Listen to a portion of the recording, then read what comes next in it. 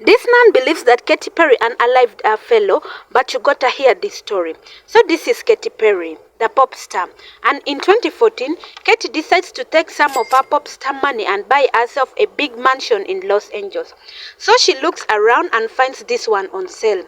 Now Katy is willing to do anything to get this house. Here's the thing about this house. It's huge, seated on a 8-acre hilltop estate in Los Angeles and covering 30,000 square feet. It's even got a pool shaped like a fish. In fact, this house is so big that it's actually not a house at all. Traditionally, it's been a convent where a bunch of elderly nuns live, known as the Sisters of Immaculate Heart of Mary Convent. We'll get back to these nuns later, but first, let's talk about the Catholic priests, especially the ones that abuse little boys.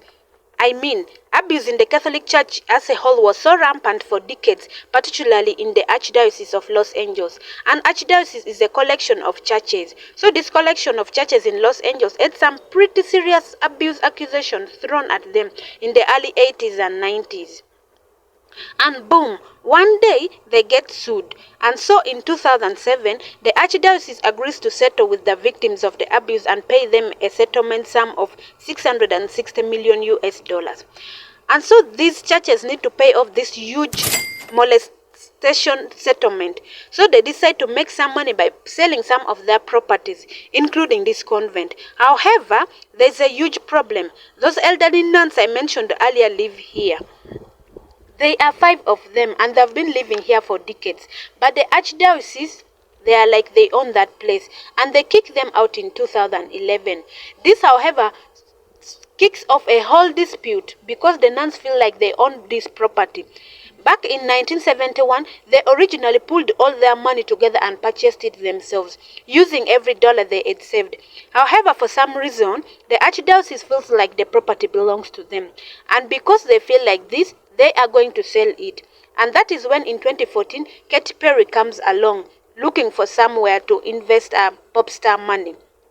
And she sees this convent and she loves it. She'll do anything to get it. She wants to turn it into a house.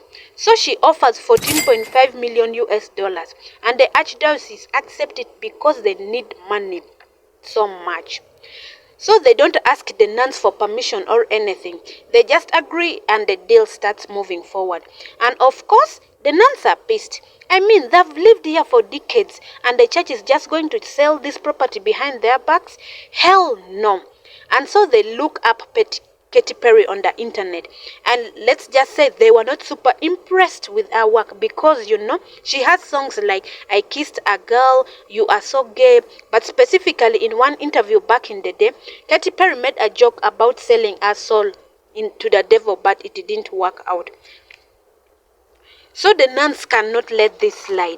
I mean, they can't allow their old home to be occupied by someone who sold their soul to the devil.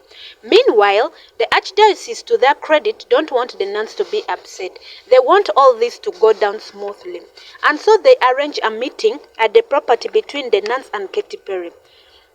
One day in 2015, Katy Perry shows up to the place and she's trying to charm these nuns, insisting that she didn't really sell her soul to the devil, that she's actually a rather religious person.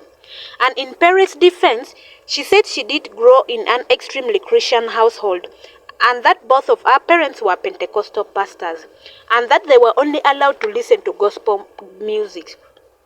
She further stressed that her parents didn't allow her to refer to deviled eggs as deviled eggs. She was supposed to call them angeled eggs. And so Katy explains this to these nuns, then shows them a tattoo of Jesus on her wrist. I'm not sure how impressed nuns are generally with tattoos, but whatever, she showed them. Then in order to further convince them, she offers to sing a well-known church song, but as she was singing, she pulled her phone to look up the lyrics, which made the nuns give her the side eye. Anyway, it was a super awkward meeting and the nuns ain't impressed and their minds ain't changed one bit. However, the Catholic Church is very powerful and they are determined to sell this property to Perry. And unfortunately, there isn't much these nuns can do, until at some point, the nuns decide the two of them can play at this game. I mean, they feel like the property belongs to them, so it's fair and square. So they come up with a plan to sell it themselves. And that is when this woman steps in. Her name is Hollister, a 54-year-old businesswoman who owns a lot of restaurants. She comes along to the Nuns and offers to buy this place at 15.5 million US dollars. That is $100,000 up front. She agreed to keep it and turn it into a boutique hotel. And I guess the Nuns are cool with this because she agreed to keep it open to the public, and so they went on with the purchase. But whatever, the nun hand over the deed to Hollister and she moves in right away. And Katy Perry, oh no, she is not going to let this slide. She feels like her purchase of the place was already in motion and legal. So she's like, hell no. So she files a lawsuit, but not against the Nuns because that would be a very terrible thing to do. Rather, she sues Hollister, claiming that her purchase of the place is not legit. And this turns out into a legal war. Two wealthy women battling in court over this former nun convent. And this legal battle goes on for years. I'm sure this is very stressful for all of them, especially the 80-year-old nuns involved.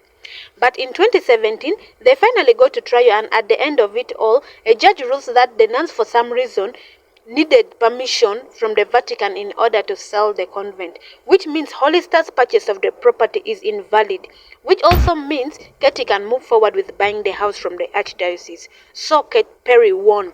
And to make matters worse for Hollister, right after, a jury finds out that she's also guilty of malice and fraud in her attempt to interfere with the sale of this property.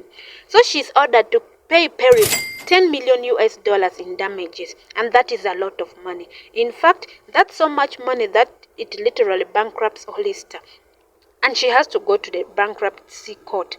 And so in 2018, she goes to the bankruptcy court, and the two nuns go with her because they are literally like friends now. I mean, they've been in this lawsuit together for a long time, and they're going to support their friend. And then one day, on the steps of the courthouse, one of the nuns speaks to the news media and she pleads for Perry to stop. Like, stop all these legal actions against our friend. Please stop. And that it's not doing anyone any good except hurting a lot of people.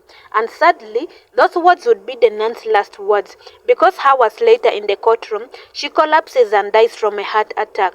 She was 89 years old, and one of the other nuns claims that the heart attack was caused from stress, directly related to the Perry lawsuit. Anyway, at the end of it all, Perry still needs approval from the Vatican to buy this property, but unfortunately, things didn't work out, and the time frame for purchase expires, and so no one buys the property.